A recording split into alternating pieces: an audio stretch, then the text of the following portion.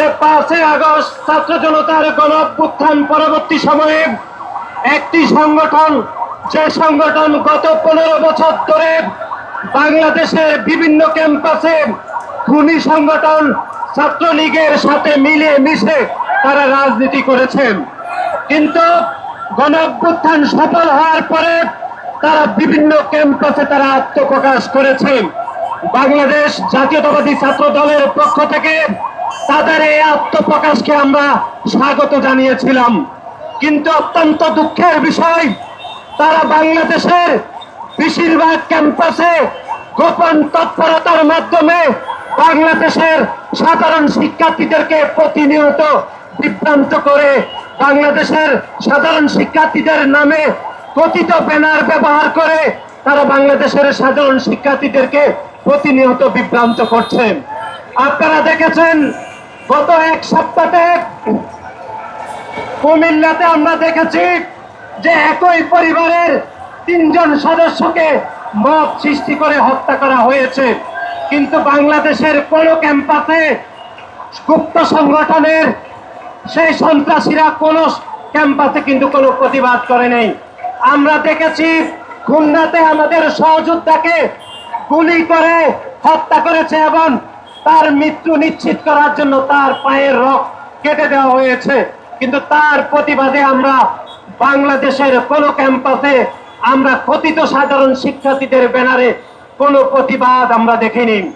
আমরা প্রতিবাদ দেখিনি চাঁদপুরে ছোটবারত অবস্থায় একজন মুয়াজ্জেমকে হত্যা চেষ্টা করা হয়েছিল, তারও প্রতিবাদে কথিত শিক্ষার্থীদের ব্যানার ব্যবহার করে আমরা কোনো প্রতিবাদ করতে দেখি নাই।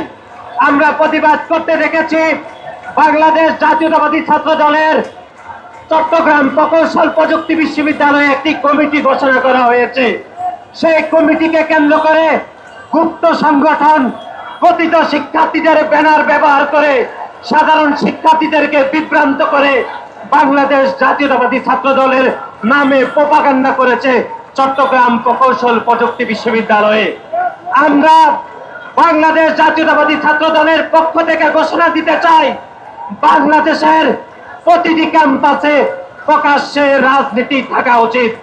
বাংলাদেশের কোন শিক্ষার্থী চাইলে সে প্রকাশ্যে রাজনীতি করবে, কোন শিক্ষার্থীর যদি পছন্দ না হয় সে প্রকাশ্যে রাজনীতি নাও করতে পারে, কিন্তু বাংলাদেশের কোন ক্যাম্পাসে গুপ্ত সংগঠন ছাত্র শিবির যে রাজনীতি করে সেই গুপ্ত রাজনীতি বাংলাদেশের কোন ক্যাম্পাসে চলতে পারে না সংগ্রামী বন্ধুগণ। কিন্তু আমরা দেখেছি গত এক সপ্তাহে যতগুলো ঘটনা ঘটেছে তার কোনটির প্রতিবাদ আসলে হয়নি, কিন্তু চকবাজারে যে অনাকাঙ্ক্ষিত যে একটি মর্মান্তিক ঘটনা ঘটেছে তার প্রতিবাদে বাংলাদেশ জাতীয়তাবাদী ছাত্র দল তাৎক্ষণিক বিক্ষোভ মিছিল করেছে ঢাকা বিশ্ববিদ্যালয় ছাত্র দল, এবং তার পরের দিন ঢাকার যতগুলো শিক্ষা প্রতিষ্ঠান রয়েছে তার প্রতিবাদে এবং বিচারের দাবিতে আমরা বিক্ষোভ মিছিল এবং সমাবেশ করেছিলাম।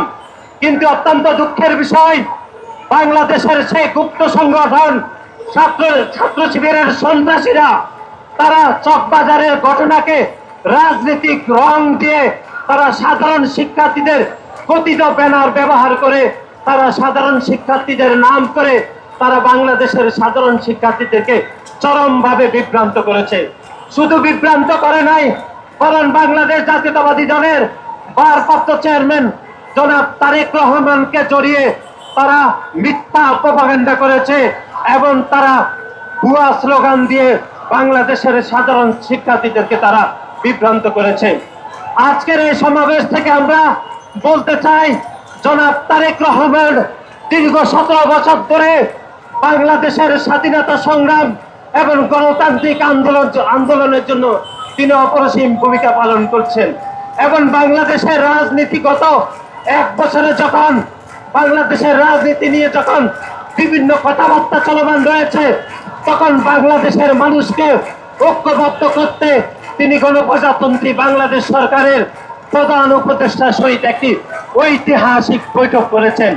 সেই ঐতিহাসিক বৈঠকের তাৎপর্যই হচ্ছে যে আগামীতে একটি জনগণের সরকার প্রতিষ্ঠা করতে বাংলাদেশের জনগণ জনাব তারেক রহমানকে অভিভাবক হিসাবে বাংলাদেশের জনগণ মেনে নিয়েছে।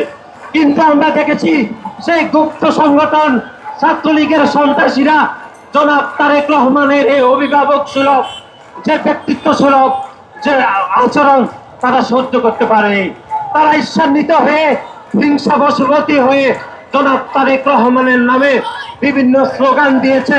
সাধারণ শিক্ষার্থীদের কথিত ব্যানার ব্যবহার করে তারা সাধারণ শিক্ষার্থীদেরকে তারা বিভ্রান্ত করছে।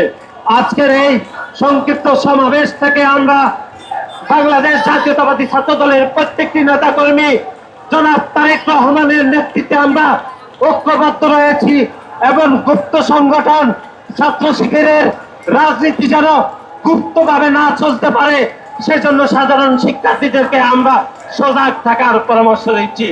সংগ্রামী সমাবেশ আপনারা যারা দূর দূরান্ত থেকে আজকের এই বিক্ষোভ মিছিল এবং সমাবেশে উপস্থিত হয়েছেন আপনাদের সবাইয়ের প্রতি কৃতজ্ঞতা জানিয়ে আমার সংক্ষিপ্ত বক্তব্য এখানে শেষ করছি। বাংলাদেশ জাতীয়তাবাদী ছাত্র দল জিন্দাবাদ।